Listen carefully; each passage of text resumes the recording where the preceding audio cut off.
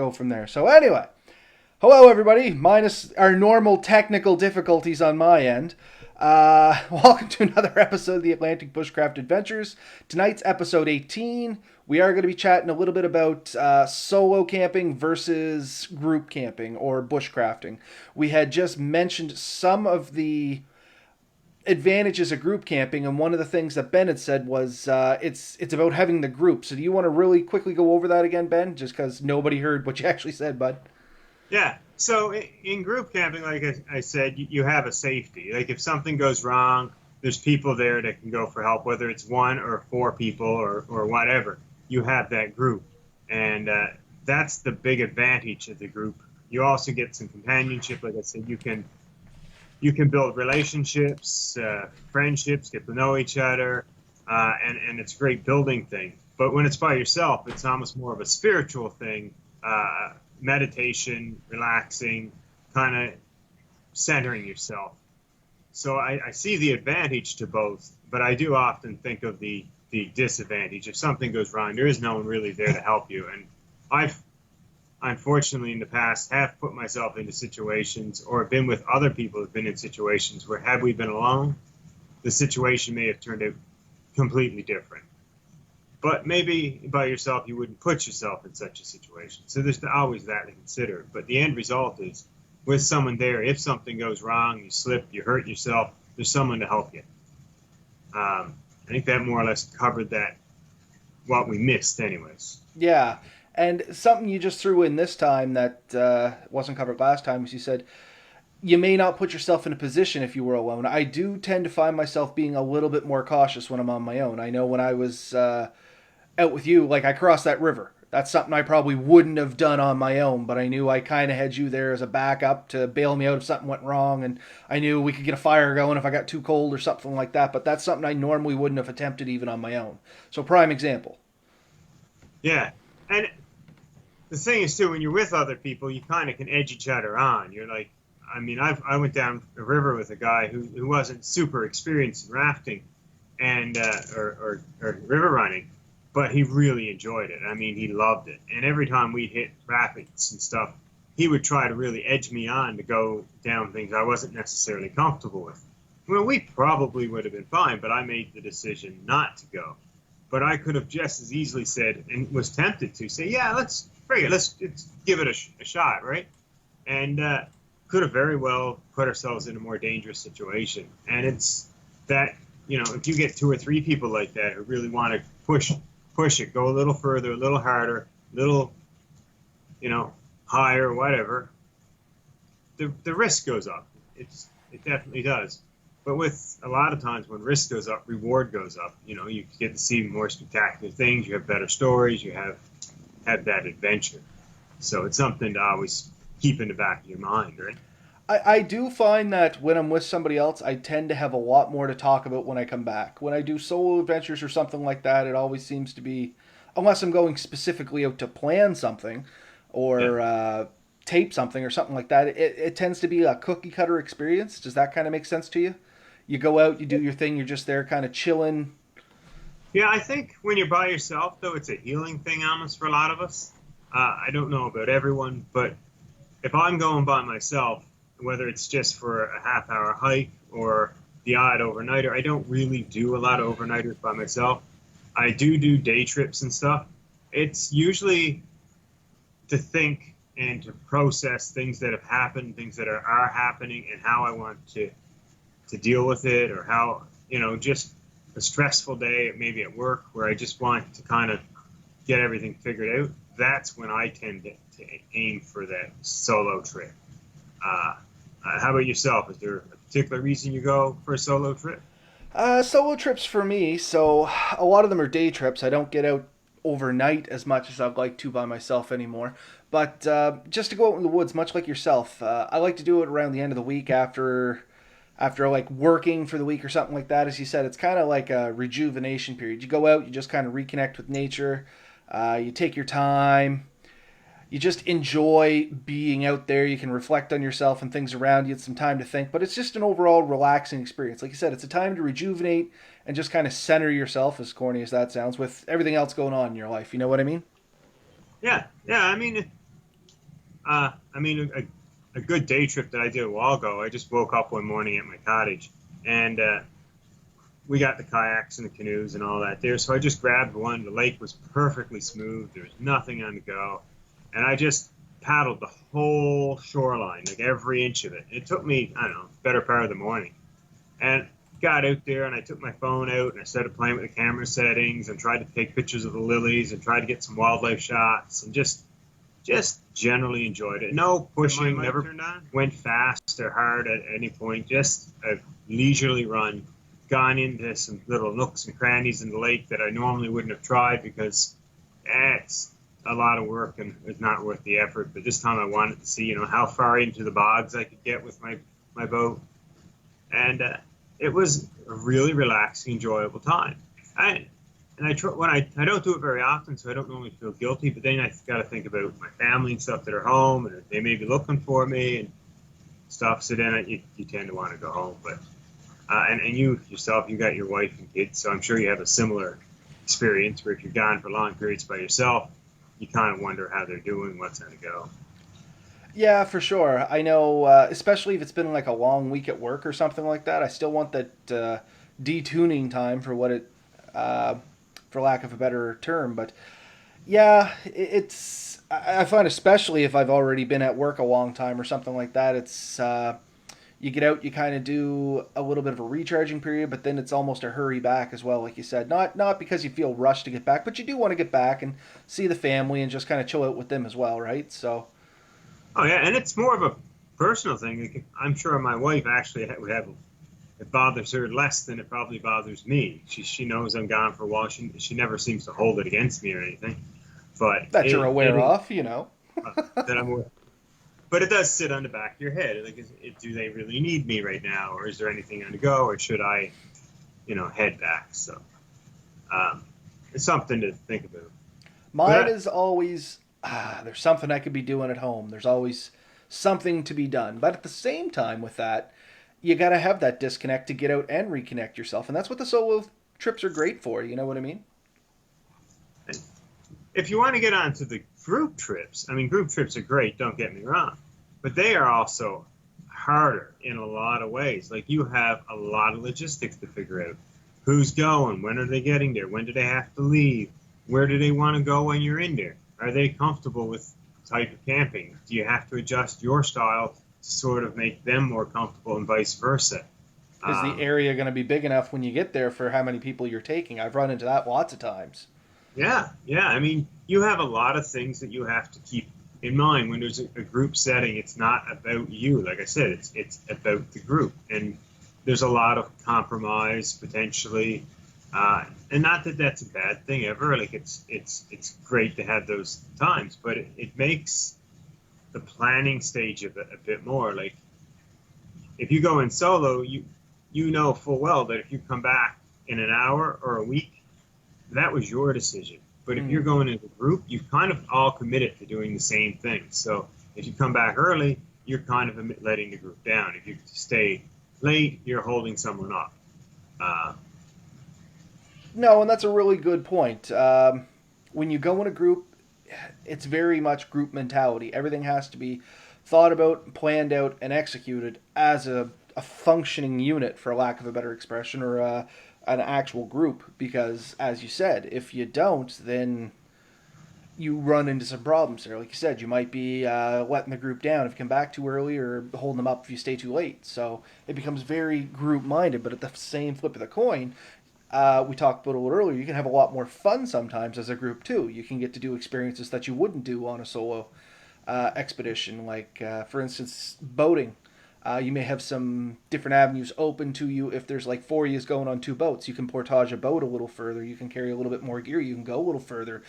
You mentioned that you will push yourself, push your fellow group members on a little bit within reason. So you might get to a new place that you haven't been before or something like that, right? Because you have all of that support group up behind you, backing you. Yeah. I mean, I have another buddy that I've often gone trips with, and we definitely push each other. And I know, like, when he goes in the woods, it's not his intent to go 500 meters and set up camp for the weekend. No, he wants to see how far he can go in a day. He wants, and I think that's why we've always enjoyed it, because we can pretty well keep up with each other, which means that we can really maximize what we can do. I wouldn't do the same trip with, say, my wife, who wants to enjoy things and relax, which I also enjoy. So it depends on who I'm going, the type of trip I'm going to do, and what I need to prepare and how I need to deal with it. Uh, and every group trip is going to be different. Like you said, a solo trip can almost repeat itself. I don't know if cookie cutter is the perfect word for it, but it's I don't again, know how else to describe it. Generic. It becomes a planned event. It goes almost according to plan. Very. yeah. It was Chris here. I was actually laughing at one of them. He said solo time equals me time, no story to tell, just time away from the hustle and bustle of every day. So that's exactly what it becomes. It's not necessarily memorable, but almost not memorable to other people, maybe very memorable to yourself. Not a lot of stories come out of solo expeditions, I find. But I mean, I watch a lot of YouTubers that do solo trips, and they do wonderful trips, and they go to interesting places, and they get great photos, and they tell a story when they're going. So there is a story, is it? But it's if it's by yourself without the intent of a story, it really does become self-reflection, I think, and as such, you're not thinking about it in a way of how to convey it, but you're thinking about yourself and how you've enjoyed this and what you've seen, and it just kind of stays more inward. It's an inward look. You go out to look in. It might be a way to put it, I guess. I like that. Is that phrase coined? Because legitimately, that's the first time I heard it, or at least the only time I remember hearing it. Let's go with that. Maybe we started something new. Hopefully. Maybe it's a catchphrase. You never know. But yeah, and something Chris mentioned here was you also have more people to worry about safety wise. It can be a bit of a mental and physical drain. And that's a very true point, especially if you're taking people into the woods that may not necessarily, I hate to say it, but be at your skill level. They might not be as outdoorsy as you or woodsy or as willing to, I don't want to say knowledgeable. I'm not sure what the word is I'm looking here for without sounding maliciously mean, but I guess there is no other way of saying it. They're just not up to your skill level or your expertise being out in the woods. So not only do you have to plan to take care of yourself while you're out there, in the back of your mind, you're always kind of wondering, okay, how can I back pocket something to deal with anything that might arise from these people coming out with me now? So when me and you went, which one was? You know what? I think we were pretty comparable in skill levels. We had a pretty good time, if I do say so myself. Yeah, no, I agree. I was just joshing with you, but no, I mean there is definitely that. You do have to kind of think about it. But when I go, even with people I'm kind of familiar and know what their skills is, you do kind of think about anything that they may need or something they may forget or not have. And sometimes I've often offered up gear because one of our potential future topics: can you have too much bushcraft gear? If you have something that the other doesn't have, it does give that relation. Like you said about our trip, you don't have to take all the gear. If you're going in a group, you can share certain items, which lightens packs and allows you to go further, harder, different places and stuff. Or if you don't, you means you have backups where that you wouldn't normally carry by yourself, right? Exactly, but once again, you don't always have that nicety when traveling with a group of people that may not be woodsy. So I know myself, I'm thinking I've taken people in to just show them a little bit about bushcrafting, completely new to it, and they take the basics of camping gear, like they'll have their sleeping bags and a tent. They may or may not have ground mats. They may or may not have a ground tarp. They may or may not have enough food or appropriate food. They may or may not have thought about water procurement and preparation. Like there's a lot of other things you have to start bringing into your planning on that. And you can ask them and talk about it. Like, oh, did you remember to bring water? Oh yeah, I brought lots of water, and that could turn out to be like a 750 ml bottle when you plan to be gone for 3 days. you know as well as I do, that is not enough water for three No, days. So I think no, it's 2 gallons per person per day under normal activity load is what you should that, plan. and that's true. I think it's close to that. I don't know if I generally consume quite that much, but it's especially you get hot. Like the days are getting hotter now. You will consume more. When I was working in the bush with the tree trimming company, I probably easily did 2 gallons a day in the woods. That's not consuming what I got out, but um, in the shoulder seasons, I know it's generally been less. If I'm not pushing myself, it's been less. But that's probably the max that you probably need. Well, think Uh, about a day like last Saturday where it was 42 degrees with the humidex. I was teaching a yeah, motorcycle course. I wasn't doing anything except occasionally riding a demonstration and standing. And I yeah. drank an entire 24 bottles of water, like Oh, just on I my bet own. you. So, I You're mean, and you're of course you're standing on top of blacktop too, right? well, Like, yeah, I mean, in the woods you'd have a little bit more shade, but I guess the point was if you get into a situation where you have those extreme weather environments. yeah. But yeah, I think Oh, we measured it off and it was like 50 degrees above the asphalt. It was terrible. It was oh, absolutely disgusting. I can imagine. I can just imagine like the foot pegs sinking into the pavement and everything. Just And that's the worst of it. It was all new parking lot, like just done in the last 2 years. Anyway, I digress.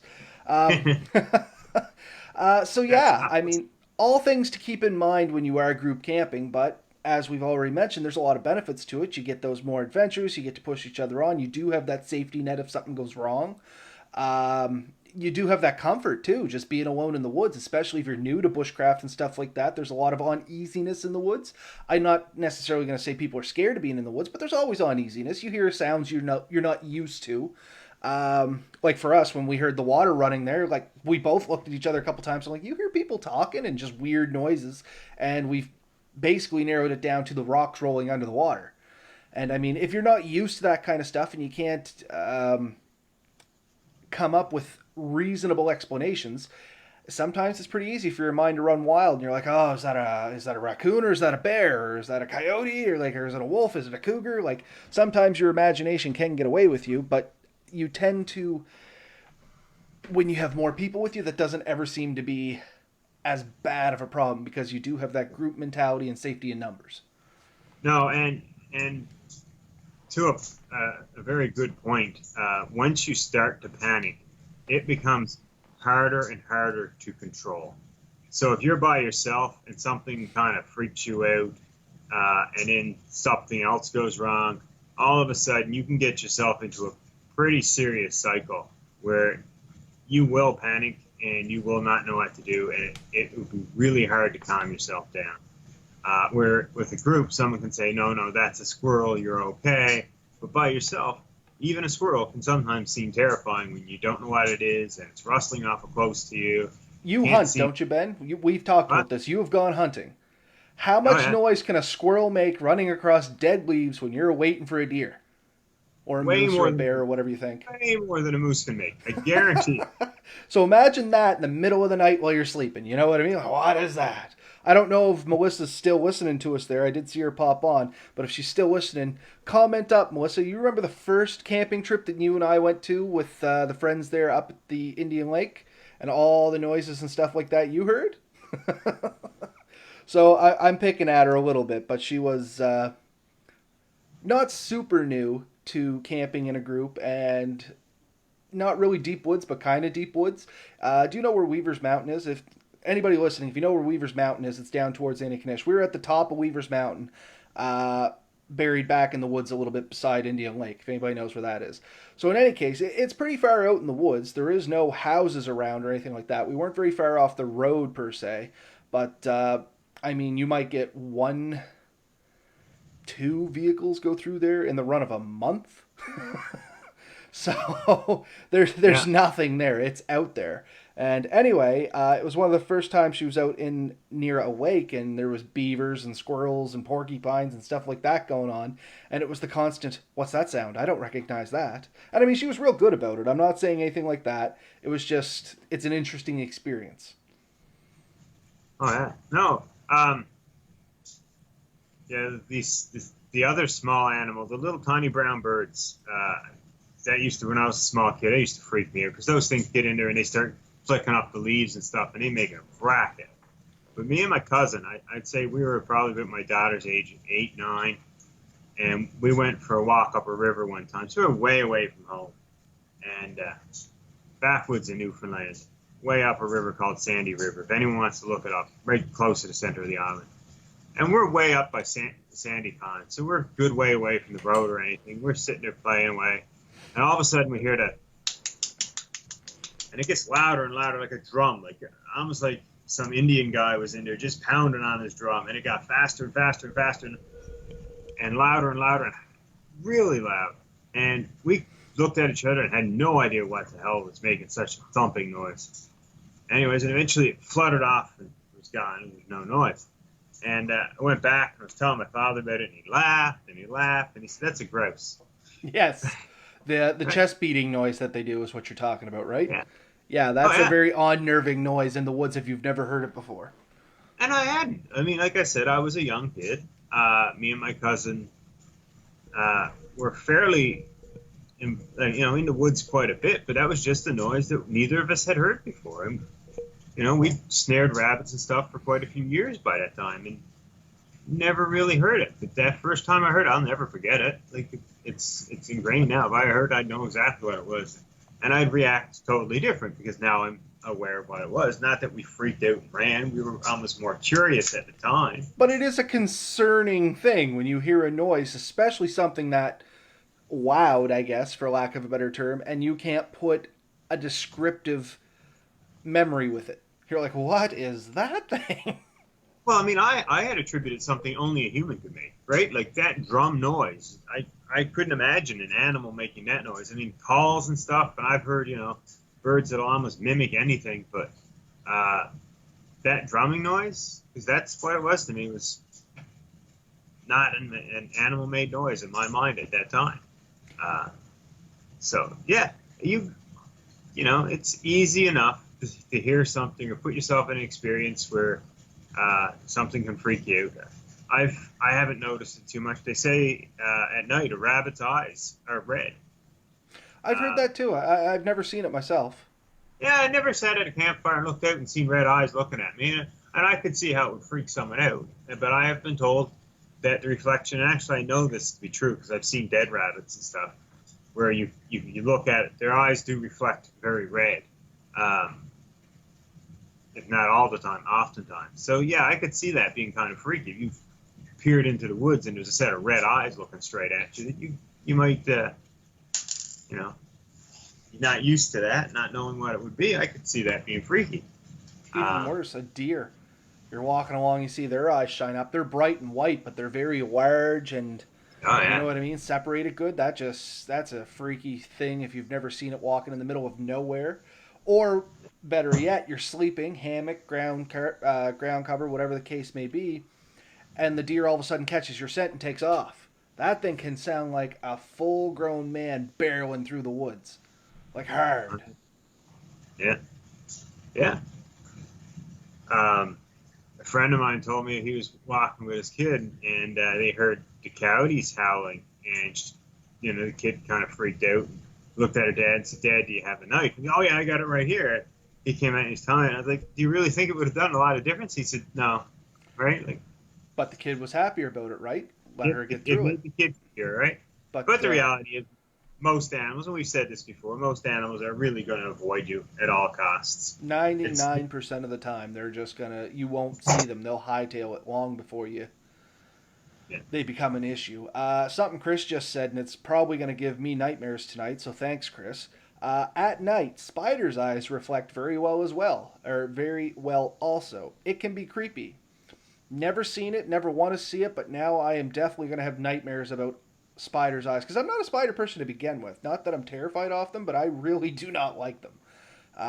So yeah, that's definitely the things of nightmares. Thanks, Chris. I'm so happy about that. But no, it's true. There's lots of things that go bump in the night that by yourself, especially if you're slightly inexperienced, I will say, can get the old heart racing. You know what I mean? If Yeah, it's just the I believe reality of it. 'Cause I believe some of the most experienced, and I'm sure there'll be a few guys come on and say, "No, not me. I'm more manly than that."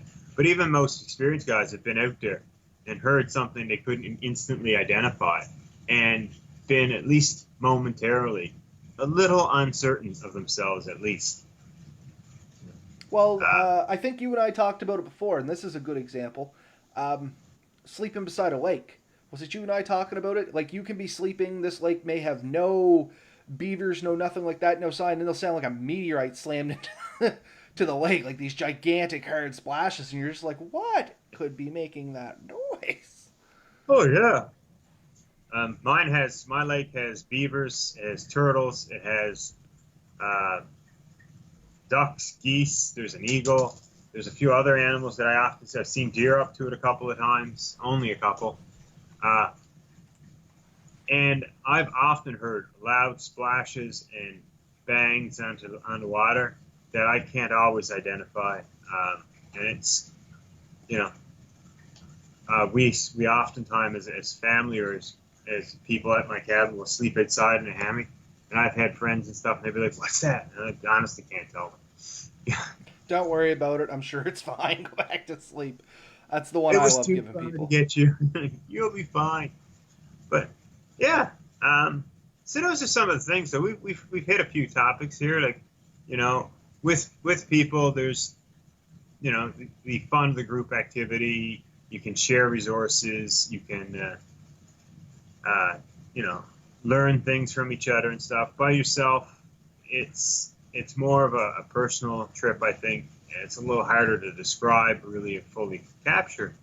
But the big thing come ways for me is the increased risk on a self trip, um, and sort of the personal gain of learning about yourself and just getting away. Like some people need that getaway time, I think. It's Um, a definite good reflection time, like I said, just to center yourself, just to be at peace with everything, so to speak. yeah. Yeah. But, So well, you've been watching the comments there. Is anyone else yeah, I having was much? just seeing if Chris had anything else to give me nightmares tonight, but No? wounds get him every time if he's sleeping alongside of a lake, and a lot of loud splashes on lakes or ponds. Could also be fish. They make quite a noise when they're jumping at flies. Yeah, for sure. But some of the splashes I'm talking about, like this would have to be, or at least in my mind, it would have to be like a 5 pound fish. Like literally, it sounded like somebody picked up a cinder block and heaved this thing 30 feet into the water. And I've Yeah. heard it numerous times. I legitimately thought it was like a bear or something bailing into the water, and I just brushed it off at that. That's the best explanation I could come up with. I think you yourself said it sounded like somebody pushed something off a dock or threw something off the dock down by your camp before, wasn't it? Yeah. And Yeah. Well, then it had the distinct sound of rocks on rocks. You know what I mean? Like when the when a heavy rock hits the water and then clanks on a rock mm, underwater, it had that sound. I can't see a fish pulling that off. Although, like at my cabin, I constantly hear the fish going, and some of them are big, a lot of them are small. So, for sure, some of the splashes I hear are definitely fish. Some are the beaver. I've watched a beaver swim by in twilight, and that's a beautiful sight. But the loon, I love the sound of a loon. I I think love those that, sounds. That is one of the most peaceful sounds on the planet. yeah, Especially coming on morning, like the classic picture perfect image of like the sun's just coming up. You get that little bit of mist and a few loons going by, man. Having a cup of tea, coffee, whatever your poison may be, and just sitting yeah, out with a little fire watching that. There is nothing better on this planet in my eyes, except maybe like watching the kid being born, covering my butt here. But no, realistically, it's awesome. Sam Squanch or Sam. Yeah, I think that says Sam Squanch. Uh, oh, Chris world's just greatest throwing more hide and things seeker. there. What's that? World's greatest hide and seeker. Yeah, so still reigning champion. Nobody's found him yet, but you They never say, know. Charlie Angel joined us there a few seconds ago too. Him and his wife and his son have actually come out with Melissa and I to the waterfalls where you and I were at there, Ben. So they know all about like the mystery noises you can hear of the water rolling and the rocks rolling, or at yeah, least that's what we think it is. And because we never really did identify what it was, it's just the best guess we came up with. But yeah, so there is quite a bit of advantages to group camping, quite a bit of drawbacks too. So I mean, you got to balance that out when you decide what you do. The big draw, as you said, is safety. There's always safety in numbers. If something goes wrong, you got a backup plan already with you. But some of the great things about going solo is you just do have that time to reflect. So that's, I think that kind of covered our big points of everything, did it not? Yeah, those are the big ones. I mean, I encourage everyone to do a little bit of both. But when you're doing a solo one, you really have to plan. You have to make sure people know where you're going, when you expect to be back. And that is a bit of an annoyance. But if you don't, not only are you potentially putting yourself at risk, but you could very well put others at risk. Yeah, if they're out looking for you and they don't need to be. Yeah, exactly. Like if you went in the woods and didn't tell anyone, after a day or so, someone might eventually contact someone like myself and say, like, we haven't seen Robert in a while, and good riddance. Just want to let you know. He was supposed to be camping in this area. Could you go look for him, and then you got a group of people, search and rescue, or friends and family, whichever you want to, going in the woods, and that increases people out there in the meantime. Yeah, you're potentially endangering other people's lives now just from not having a good plan. And you did say it can be a little bit of a pain in the butt, but at the same time, once you do it enough times, it's a really quick process.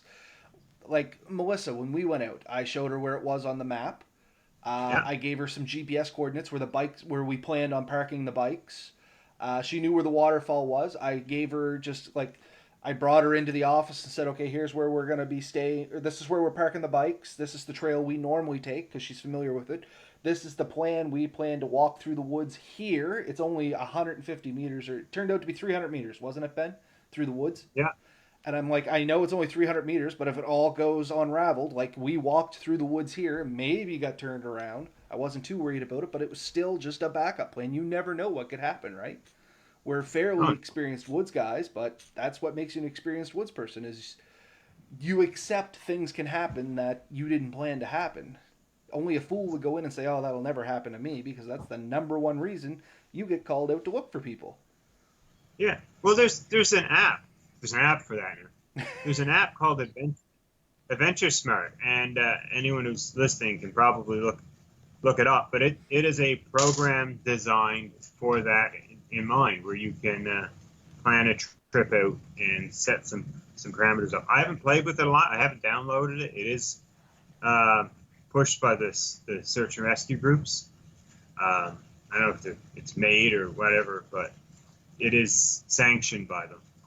So it's something for listeners to check out.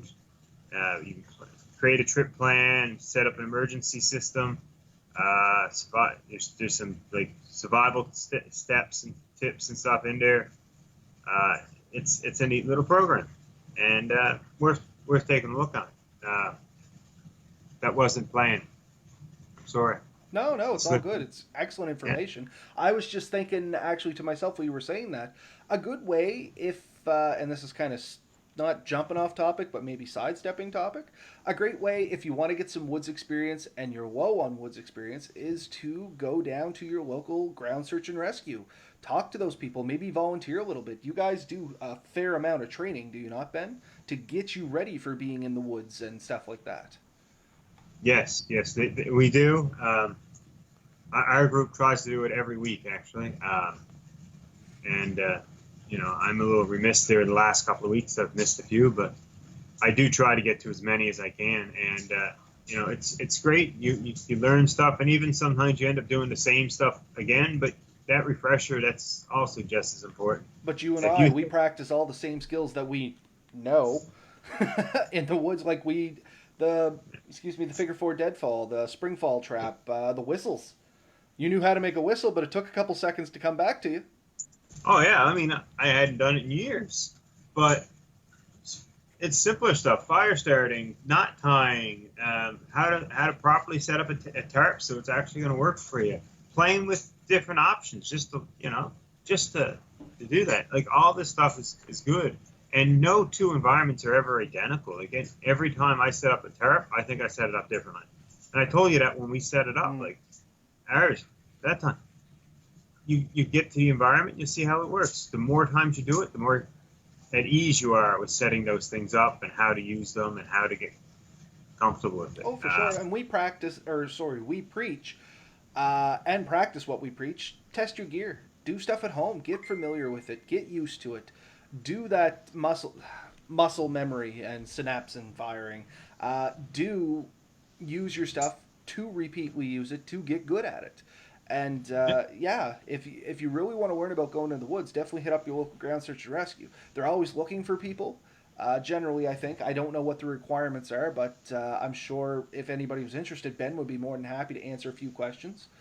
If not, definitely just hit up the Ground Search and Rescue website, their Facebook page, ask some questions there. Like, I'm sure there'd be at least somebody that would reach out to you and answer any questions you had about joining the organization. It's a wonderful tool, and it's a great wealth of knowledge for anybody that really wants to go in and learn about the woods. Oh yeah, no, it definitely is. The joke has often been made in our groups that it's kind of like the adults' version of the Scouts or Cubs, right? And even if it is, Scouts was a great thing. it was. I never had the opportunity, right? But a lot of people, once they get to that age of Scouts, like you finish, some want to continue, and it's an area that we try to keep, an open communication with. As our particular group does do some stuff with Scouts and Cubs and all that, just to kind of keep us in their heads and have that community connection.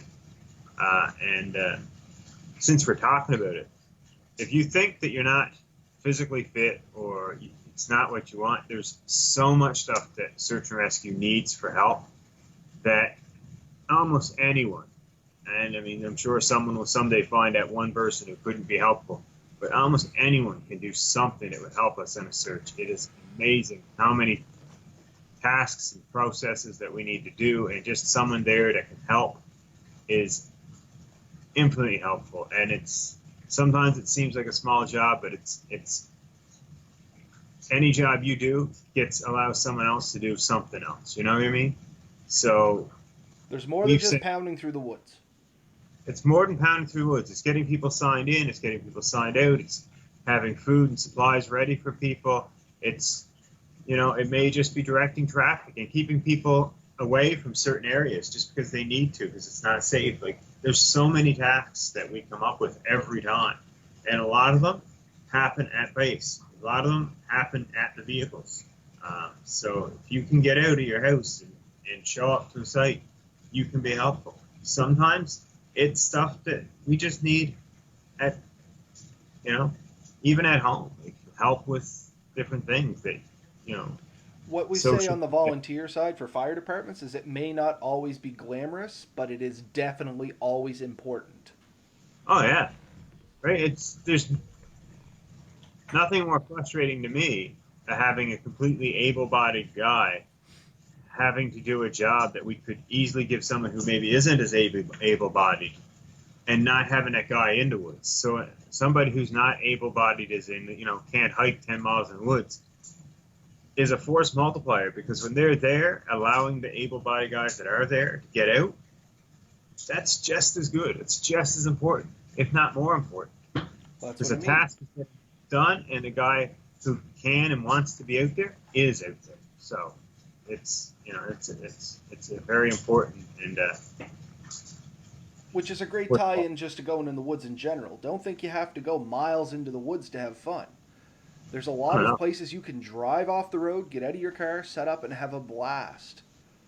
Oh yeah, yeah. So yeah. Anyway, I just want to plug the Ground Search and Rescue because I think it's a great organization, and I know you guys are always looking for people, same as we are. So.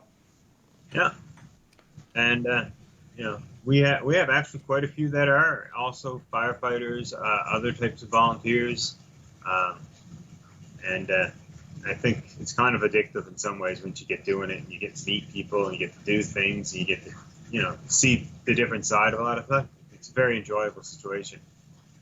Have we really? Is there much more we need to talk about, or something else we're gonna bring in? I'm pretty good there. That's why I want to plug Ground Search and Rescue. We had a little bit of time there. Yeah, I think we've covered the topic. We've repeated ourselves a tiny bit, but it's an option. There's a lot to it. If people want more information, just contact us, and we will discuss things individually. But yeah, we could do a whole episode just on trip planning and logistics to it, and we could do one potentially at some point on trying to make it as safe as possible when you're doing a solo trip. And it's things like, using the Adventure Smart, making sure friends and family know when you're going, what to expect, and how to flag trails and things like that are useful. An important piece of equipment to have when you're going solo is flagging tape.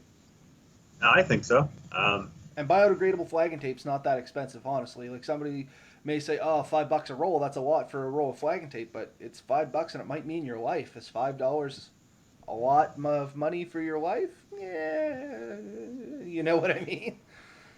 Yeah. It's all how you look at things. Perspective. Everyone's got to cross the line somewhere, but there's things that people take out in the woods that I just shake my head at. Why did you drag that all the way back here? But yeah. But yeah, I think that's it for me. Is there anything else you want to add into this conversation, Ben? Like, I know you had a couple points you wanted to cover. I just wanted to make sure we got them all. I'm pretty happy with it. I think we've covered it pretty good, and looking forward to seeing you guys again.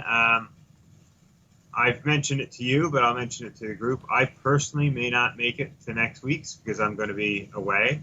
But I think you said you got some plans of showing up, at least doing something. Yep. I do have a backup plan for myself. It'll just be a short show, maybe 20 to 30 minute fiasco, but we'll definitely put something up. You were good enough to do a solo show when I was incapacitated to do so, so I will do likewise for you, my good friend.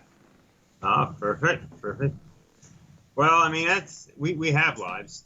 There is going to be the odd week missed here or there, and that's fine. But yeah, I have the time and the ability, so I will make the effort.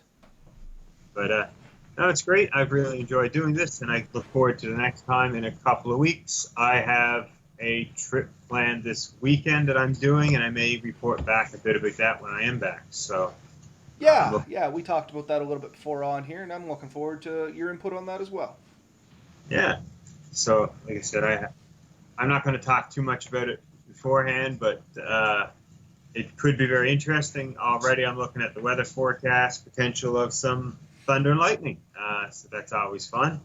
I'll try not to rope myself to the biggest tree around. I really wish I could have made it out with you, Ben, but I do have a prior obligation. We're doing live fire training for the fire department. So I am the training officer and expected to go to that, as well as a buddy of mine's getting married. So I'm hoping to pop out and see him as well. I fully understood. I mean, that's exactly it. That's exactly the topic we had. Like, group planning or group trips are hard to plan. Everyone you involve is another set of things that everyone has things, commitments, stuff, and getting 4 or 5 people to commit on a single weekend is next to impossible. And we really do want to do more trips, and I know both of us really do. But it probably will be now because of neither one's personal fault, but probably not until the fall sometime before we can arrange for one. Yeah, and that's very unfortunate, but we are going to be chatting a little bit and see if we can't hammer something out. I got some weekends freed up now because there's some changes in work, so I got to reapproach that with you and see what we can potentially figure out at some point. Yeah. But okay. Yeah, so that's it for me. As always, ladies and gents, get out, have fun, get dirty, be safe. If you want to contact us for any reason whatsoever, it's podcast@atlanticbushcraft.ca is our email address. You'll get both of us, and one of us will respond. We'll probably email each other beforehand and wonder how to do it, but we will get back to you. You can contact us on the Facebook page, our YouTube channel. We are on all the major formats of podcasts now, such as Spotify, iTunes, Google Podcasts. I'm sitting on the wait list for the Amazon podcast now, so you can find us all on there. Check out our website, atlanticbushcraft.ca. Yeah. We are on Spotify now, right? We are on Spotify. We are up to date on Spotify, which is incredibly simple for anybody wondering. But anyway. The only thing to add is if you do get out there, make sure you're taking the appropriate precautions. Do some research. Make sure you're comfortable with what you're doing. And at no point in time can you say, Ben and Robert told me to do this. Full disclaimer: be Yeah. safe, practice, and make Yeah. sure you have a backup plan. Yeah. And, we are here to support you, but we can't take full responsibility. Exactly. uh, Again, yeah, exactly. Stay safe. Looking forward to talking to you all in the next few weeks, and take care. Have a good night, everyone.